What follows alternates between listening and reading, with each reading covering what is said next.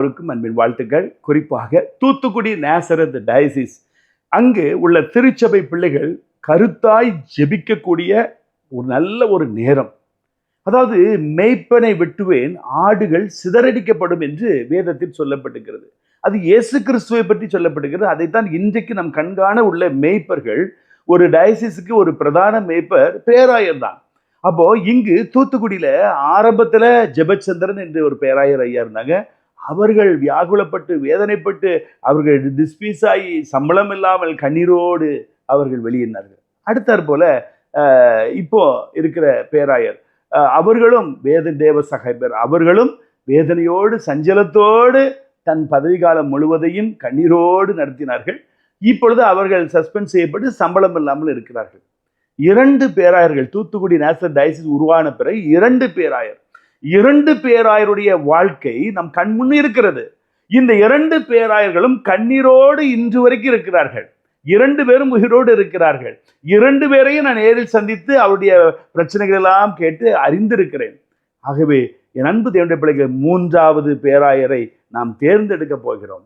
இதற்கு நல்ல ஒரு காரியம் என்னவென்றால், நல்ல வேதம் வாசிக்கிற பேராயர், நன்றாக ஜெபிக்கிற பேராயர், நன்றாக பிரசங்கம் பண்ண தெரிந்த பேராயர். அதாவது அது கலையோடு ஒரு கவர்ச்சியோடு பேசுகிறது சொல்லவில்லை, ஆவிக்குரிய சத்தியத்தை சொல்லுகிற பேராயர், பரிசுத்தாவின் நிறைவை பெற்ற பேராயர், பிசாசுகளை துரத்துகிற வல்லமை உள்ள பேராயர், வியாதியஸ்தர் மீது கை வைக்கும் பொழுது அற்புத சுகத்தை பெற்றுக்கொள்ளக்கூடிய அளவிற்குரிய பேராயர். இப்படிப்பட்டவர் தேர்ந்தெடுக்க இப்பொழுது எஸ்டிகே ராஜன் அண்ணை அணியில 4 பேரை நிறுத்துகிறார்கள்.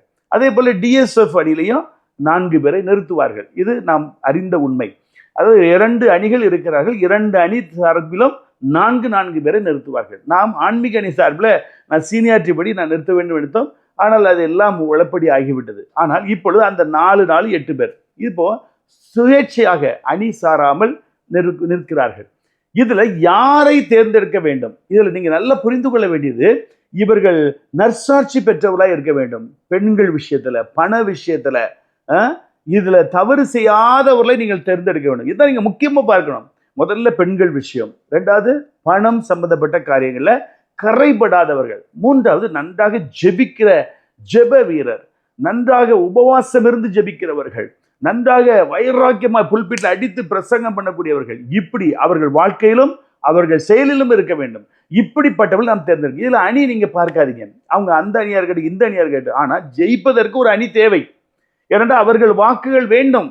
ஆகவே நீங்க அணியை பார்த்து ஒருவரை தேர்ந்தெடுக்காமல் இந்த கனி இருக்குதா என்பதை பார்த்து நீங்கள் தேர்ந்தெடுக்க வேண்டும். அணியை மாத்திரம் பார்த்தால் நீங்கள் இதுக்கு முன்னாடி 2 பேராயர்கள் எப்படி சிக்கிக்கொண்டு திவங்கிக் கொண்டு இன்றைக்கு விற்கவா விழுங்கவா என்று புலம்பிக் கொண்டு இருக்கிறார்கள். அந்த நிலைமை இனி வரக்கூடாது. நான் காட்ஃப்ரே நோபல் இதில் தலையிடுகிறேன். இனி அந்த 3வது பேராயர் இந்த மாதிரி பிரச்சனைக்குள் தள்ளப்படக்கூடாது. நம்முடைய தூத்துக்குடி நேசரத் டயசிஸ்ல சிறப்பான பேராயர், அதாவது திருச்சபை வளர வேண்டும். பாருங்க, எல்லா கிராமத்திலையும் குட்டி குட்டி சர்ச்செல்லாம் பாஸ்டேட் ஆகிடுச்சு. இப்போ முதலூர் புதூர் எடுத்துக்கிட்டீங்கன்னா ஒரு குட்டி 1.25 தெரு தான். அதில் திருச்சபைக்கு வர்றவங்க 10 பேர் 5 பேர் வராங்க. அதில் வயதானவங்க சின்ன பிள்ளைகள் அவ்வளோதான். அப்போ பாருங்க, இப்படிப்பட்ட ஒரு குட்டி ஊரை ஒரு பாஸ்டேட் ஆக்கியிருக்காங்க. அப்போ இதுக்கு கீழே நம்ம 7 சபைகளை உருவாக்க வேண்டும். இப்படி ஒவ்வொரு நிறைய எல்லா ஊர்லையுமே தனித்தனி, அதாவது கிளை சபைகள் எல்லாம் பாஸ்டேட் ஆக்கியாச்சு, பாஸ்டேட் சேர்மன் போட்டாச்சு. இப்போ நமக்கு என்ன வேலை? ஒவ்வொரு கிளை சபைகளை உருவாக்க வேண்டும். பாஸ்டேட் சேர்மன், நீங்க அதை கவனிக்கணும். பாஸ்டேட் சேர்மன் ஒரு பெரிய கிரீடம், பொறுப்பு, பதவி என்று நினைத்துக் கொண்டு இருக்க வேண்டாம். நீங்கள் உங்களுக்கு கர்த்தர் கொடுத்த அந்த காலத்தில், அந்த 4 வருட காலத்தில் நீங்கள் எத்தனை சபைகளை உருவாக்கினீர்கள், எத்தனை ஆத்துமாக்களை அறுவடை செய்தீர்கள்? இதுதான் ஆண்டவர் கணக்கு கேட்பார். கவுன்சில் சேர்மன் என்று சொன்னால் அந்த கவுன்சிலுக்கு பெரிய ராஜா என்று சொல்லி பிரமிப்போடு இருக்க வேண்டாம். உங்களுக்கு கீழ் உள்ள அத்தனை பாஸ்டேட்டையும் அத்தனை கிளை சபைகளையும் நீங்கள் மோட்டிவேட் செய்து, உங்கள் கீழ் பணிபுரிகிற ஆயர்களையும் உபதேசியர்களையும் மோட்டிவேட் செய்து அவர்களை ஊழியக்காரர்களாக அனுப்புங்கள். கிராமத்திற்குள், இயேசு அறியாத கிராமத்துக்கு அனுப்பி சுவிசேஷ அறிவிக்க வையுங்கள். இடங்களை வாங்குங்க, ஆலயங்களை கட்டுங்க. இதுதான் வளர்ச்சி. இதை செய்ய வேண்டும். ஆகவே இனி வரக்கூடிய பேராயர் 6 கவுன்சில் சேர்மனையும் தான் கட்டுப்பாட்டை வைக்கிறவராக இருக்க வேண்டும். அரசியல்வாதிகள் மூலம்தான் வர முடியும். அதற்காக அரசியல்வாதி கிட்ட அடிமைகளாக இருக்கக்கூடாது. அவர்களை மீறியும் செய்யக்கூடாது. இப்ப பர்னபாஸ் பேர பார்த்தீங்கன்னா எல்லாம் தலைகீழ அவரை மீறி போயா அப்படின்னு சொல்லி டிஎஸ் தூக்கி தூரத்துக்கு போட்டு நான் தான் எல்லாம் ராஜா வாக்குன்னு சொல்லி அப்படியும் செய்யக்கூடாது. அதாவது நமக்கு சட்டத்திட்டங்கள் இருக்குது அல்லவா? டிடிடிஏ என்று சொன்னால் அதுக்கு ஒரு சட்டத்திட்டம் இருக்கிறது. நம்ம தூத்துக்குடி நேஷனல் டயசிஸ்க்கு ஒரு சட்டத்திட்டம் இருக்கிறது. சிஎஸ்ஐடிஏக்கு ஒரு சட்டத்திட்டம் இருக்குது. சிஎஸ்ஐ செனாடுக்கு ஒரு சட்டத்திட்டம் இருக்கு. இந்த சட்டத்திட்டத்தின்படி நாம் கட்டுப்பட்டு இருக்க வேண்டும் தவிர இந்த அதிகாரங்களுக்கு நாம் கட்டுப்பட்டு அடிமையிலாகி அவர்களில் கையெழுத்து போடு என்றால் போட்டுவிடக்கூடாது. அது சரிதானா? அவர்கள் இவரை தூக்கி அடி என்று சொன்னால் டிரான்ஸ்பர் அடிக்கக்கூடாது. இது சரிதானா? இது நியாயம்தானா? இதுல தர்மம் இருக்கிறதா? இதை செய்தால் ஒரு குடும்பம் பாதிக்கப்படுமா என்பதையெல்லாம் ஒரு பேராயர் ஆராய வேண்டும். நீங்க கொடுங்க, நான் கையெழுத்து போட்டு தரேன்.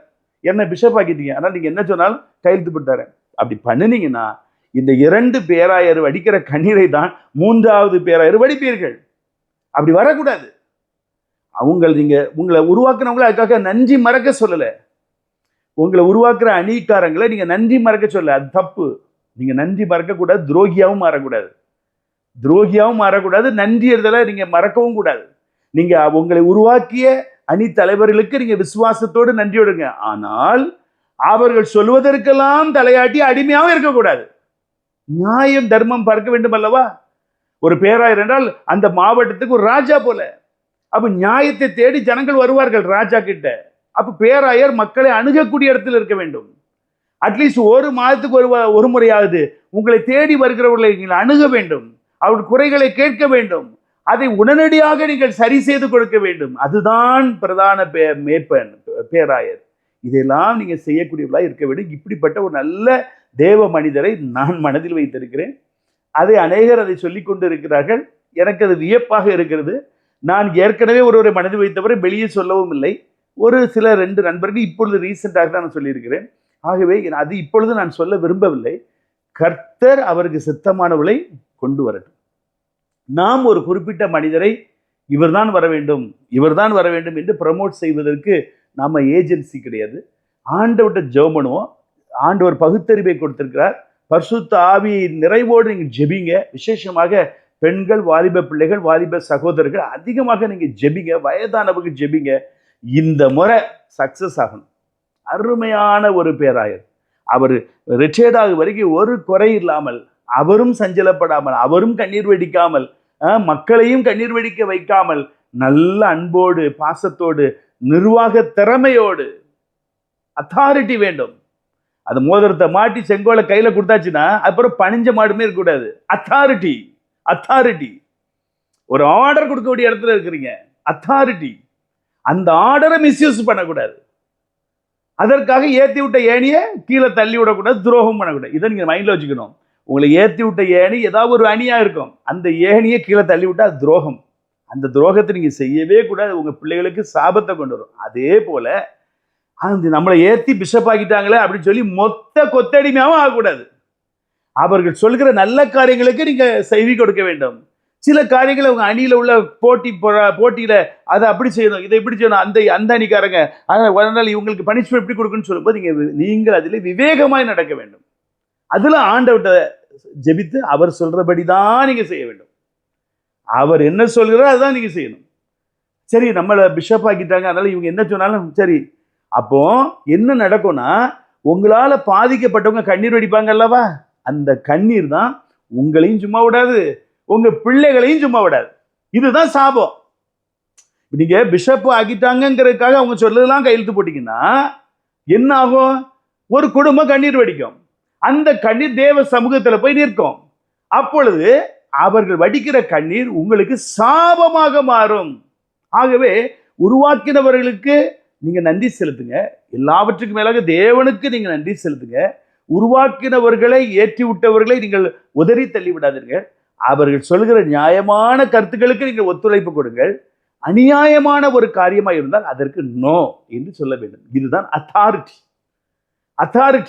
நீங்க பதவி ஏற்ற பிறகு நீங்க you are a boss, you are a servant of God, you are a king. நீங்க என்ன டிசிஷன் எடுக்கிறீர்களோ அதுதான் அதிகாரமாக இருக்க வேண்டும். இப்படி செய்யக்கூடிய அருமையான பேராயர் எடுக்கணும். அதே போல திருநெல்வேலியில பர்னபாஸ் ஐயாவுக்கு வர்ற மார்ச்சோட பீரியட் முடிகிறது. இங்கேயும் தேர்தல் பாரதிதாசன் ஐயா அவர்கள் ஆரம்பித்திருக்கிறார்கள். அது எப்படி முடிய போகிறது என்பது வியப்பாக இருக்கிறது. அது மாத்திரமல்ல, பேராயர் தேர்தலுக்குரிய வேலைகளும் இன்னும் ஒரு 6 மாதத்தில் ஆரம்பிக்கப்பட்டுவிடும். ஆகவே இந்த 2ம் நம்முடைய சொந்த டிடிடிஏ, நம்ம தாய் சபை, நம்ம சொந்த டயசிஸ், சிஎஸ்சியோட அஃபிலியேட் பண்ணியிருக்கிறோம், அவ்வளவுதான். நம்ம சொத்துக்கள் எல்லாம் டிடிடிஏ பேர்ல தான் இருக்கு. காங்கிரிகேஷன் டிடிடிஏ பேர்ல தான் இருக்கு. எல்லா பேங்க் டிரான்சாக்ஷன் எல்லாமே டிடிடிஏ தான் இருக்கு. ஏன்னா நேசரத்தில் மாத்திரம் அந்த இன்ஜினியரிங் காலேஜ் பத்திரத்தை சிஎஸ்சிடியில் போட்டாங்க. அதில் தப்புகள் இருக்குது, அது பண்ண முடியாது. ஒரு ட்ரஸ்ட் டு ஒரு ட்ரஸ்ட் அப்படி மாற்ற முடியாது. கடையை விற்க முடியாது. ஆகவே இது நம்ம சொந்த தாய் சபை 1919 ஆரம்பிக்கப்பட்ட தென்னிந்திய இது திருநெல்வேலி திருமண்டலம். இதில் தான் ஒரு அங்கத்தினர் தான் தூத்துக்குடி நேசரத் டயசிஸ். ஆகவே நாம் எல்லாரும் ஒரு தாய் பிள்ளைகள். நம்முடைய திருமண்டலத்தை உயர்ந்த ஸ்தானத்துக்கு கொண்டு வந்து சேர்க்க வேண்டும் என்பது நம்முடைய எல்லாருடைய பாரமாக இருக்கட்டும். நன்றாக ஜெபியுங்கள். கர்த்தர் பெரிய காரியங்களை செய்வாராக. மீண்டும் நல்ல செய்தி உங்களை சந்திக்கும் வரை தேவ கிருபை கொடுப்பதாக. God bless you.